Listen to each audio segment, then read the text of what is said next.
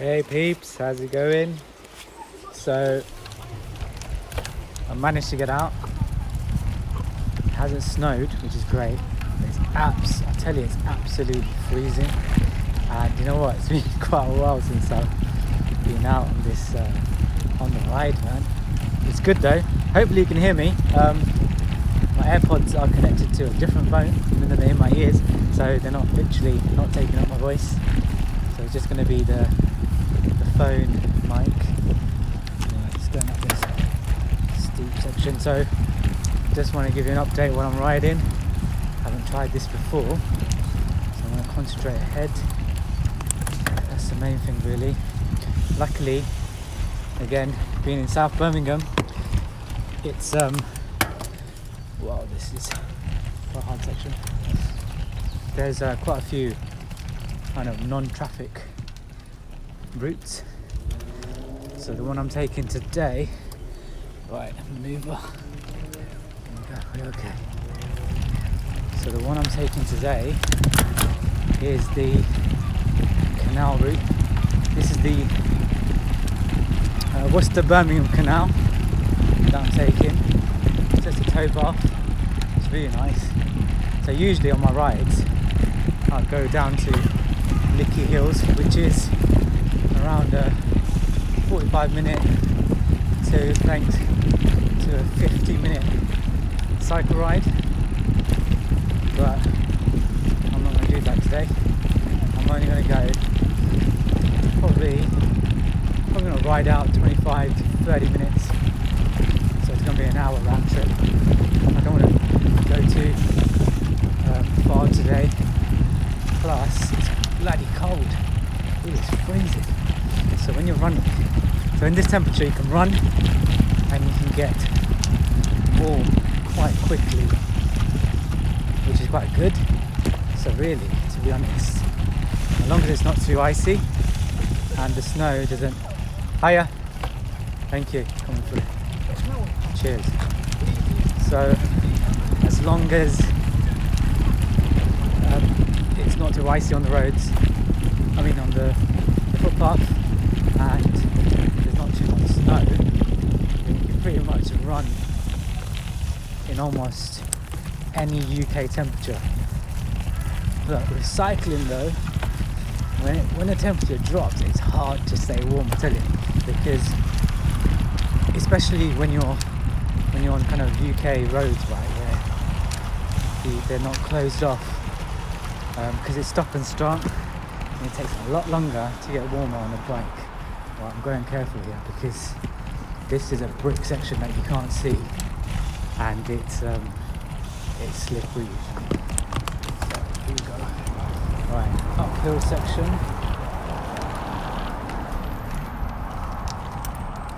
Right, here we go.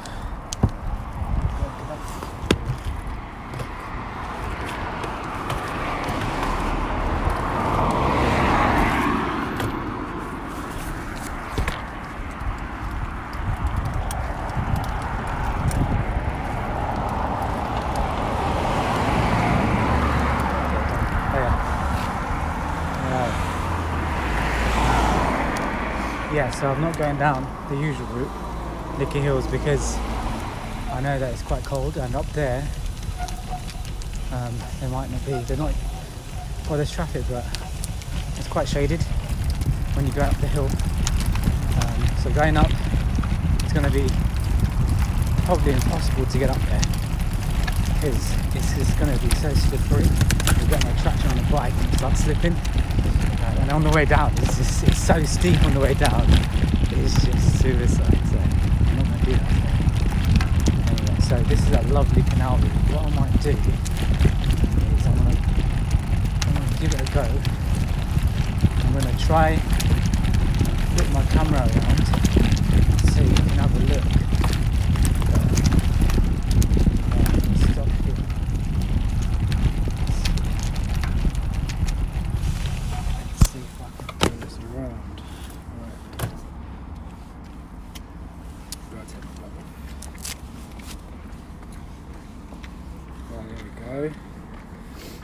There. So if I leave that, if I leave it that angle, you can see. So I'll just have it on for a bit and I'll talk. I don't know if you can hear me now, because I know when you flip the camera around, the microphone changes to different set, I think, on the phone. I don't really understand it, but I think that's what happens. So here we go. You can see canal route. It's quite a nice canal route, this one. Right, getting my thing slip. Got that through. Hiya. It's okay. Thank you very much. Cheers. Yeah, this is I usually come down this route. This is the usual route I take to get to Licky Hills, South Birmingham. As you can imagine, during the summer, it's really nice. This route is pretty amazing during the summer. I tell you that. It's just lush greenery. A lot more people about, obviously. Walking, running, walking their dogs with their families, whatever it might be. And it's really nice to take pictures down here. Right, here we go, going down to King's Heath.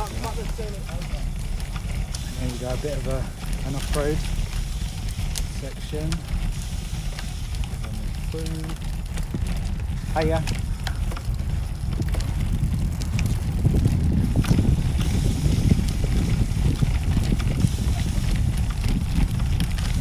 Concentrate here because I know there is quite a bit of mud, and the reason why I need to be careful here is what you can't see is my bike, and my bike, although it's a cyclocross, is on slicks. I haven't put on, and I should do it, but I just couldn't be bothered. Hopefully I don't regret being so lazy, but what I haven't put on are the thick cyclocross tyres, which basically act like mountain bike tyres. So yeah, so this section is so nice because you go through the canal, which is just like a house essentially. And then what you'll see, it just carries on through various parks, and then as you get closer to Licky Hills, it goes onto it goes onto a major road, but it's only for literally like 5 minutes, not even that. And generally speaking, it's safe, but you do have to have your wits about you. And assuming you can still hear me, that's what I want to talk about today, is about cycling on the road. So what I'm going to do, I'm going to come up to the traffic light. Hiya. It's coming through on your right. Cheers. Thank you. Alright, better take that. No, I'll just stop. This is going to give me a chance to turn the camera around as well. Just turn that around.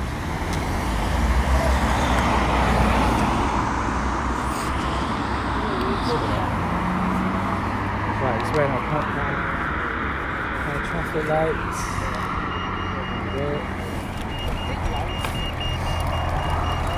So yeah, about riding, yeah. So I've been riding for around 8 or so years. It started off in London actually.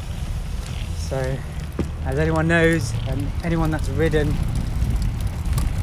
a bike on London roads during peak rush hour, which I used to do, and used to commute to work straight into the city, then you know how busy it gets. And if you can do it, in London, you can pretty much do it anywhere, to be honest. The reason why I started cycling in London is because I just literally got fed up with the tube. That was one reason, and I had been thinking about it for a few months prior to actually doing it, to commuting in London via bike. Hiya, excuse me. Thank you.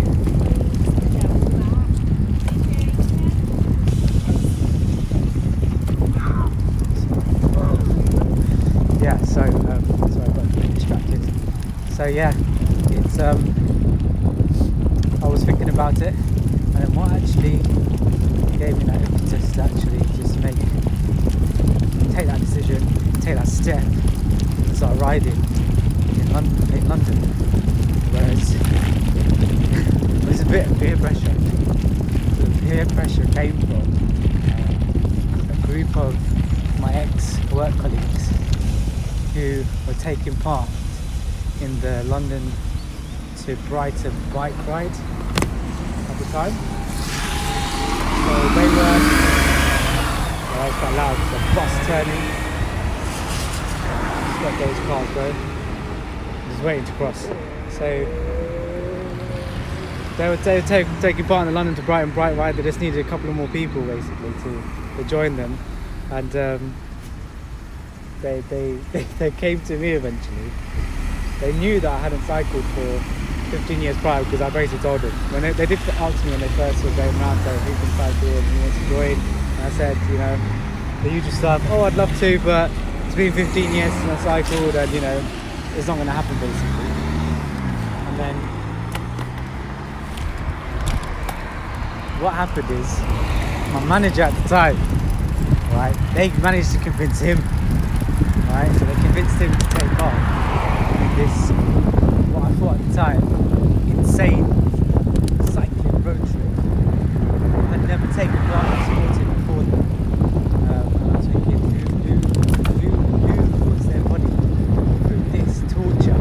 I mean, London to Brighton is around 60 miles, so and up to that point, the max I had ridden was probably 1 mile at a time, because I had never had access to my own bicycle, so I always used to borrow someone else's, or used to play on someone else's within my community, or a next door neighbour.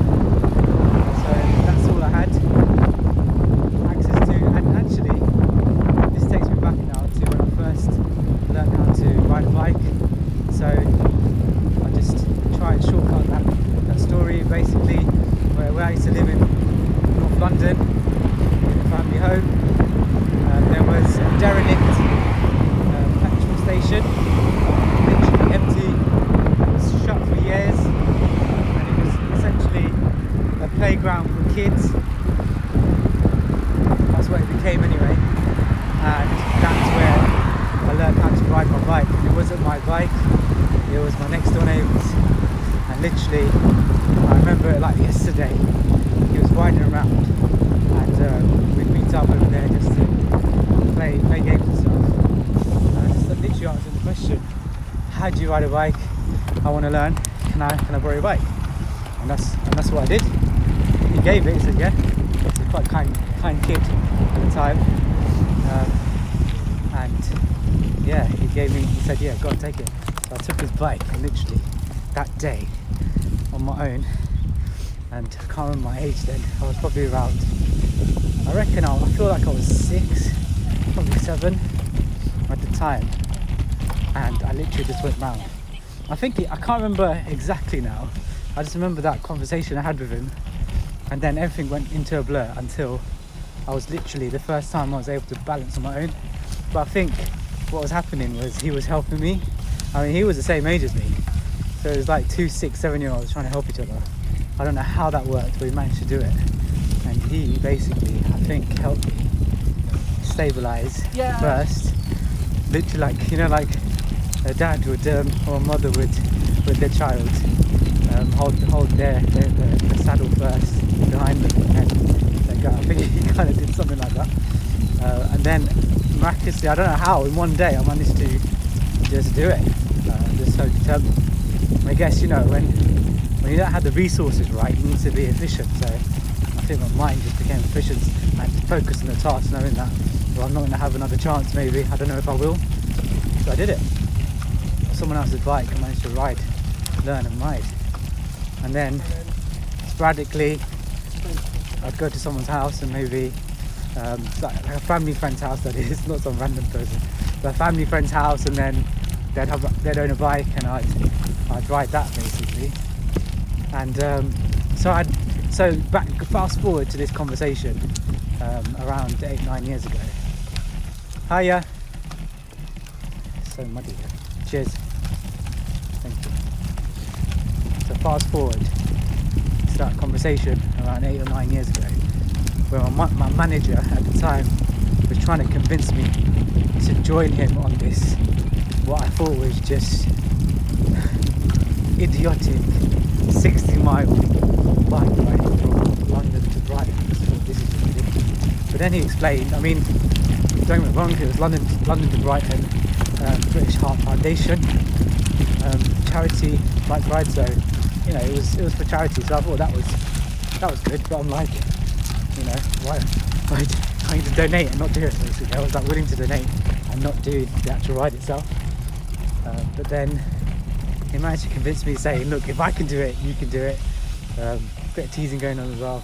You know how it is with that banter. So I caved in and said, look, right, I'll do it, but you need to tell me how. How can I even get ready in time? How can I get ready for this epic bike ride? Where the last time I rode my bike, or a bike, not even my bike, a bike, was about 15 years prior probably, and I had never owned a bike at that point. So luckily, he had been riding for quite a while, and he was commuting in. Him and a few others were commuting in to work at that time. Wow, this bike is so muddy. Right, I hope I don't do a live slip now. That's gonna be something. Hiya. Thanks. Right. I managed to get past that section. That's good. So yeah. Luckily, he had him and a few others had cycling experience prior, so they were cycling around into work and stuff and doing bits and bobs. Some were part of a cycling group, so they were doing like weekend rides, long rides out.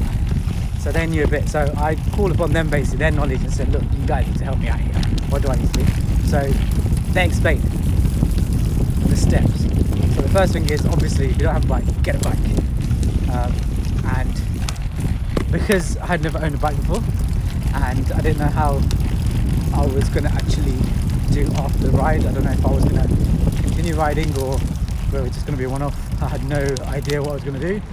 So I thought, okay, what I'll do is I need to firstly buy a bike, and then I need to cycle to work. That's what I need to do to get the experience, because I think at that point, if I remember correctly, I only had 3 months to prepare. So I was behind the curve completely, right? Alright, cheers, thank you. Too tight.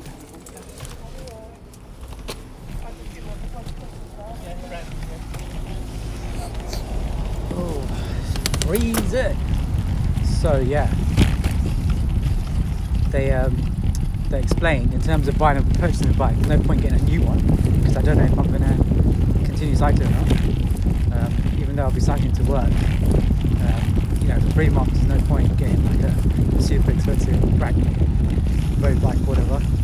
So they explained, which I didn't know at the time, but I know quite well now, that eBay is your best friend when it comes to buying decent used bikes. So my bike that I've still got, that I'm riding right now, which I bought back then, right, so it's been going strong, thank you, for 8-9 years now. I purchased off eBay. It was a cyclist in South London, I remember, and I found it on the I was searching Google first. Hiya.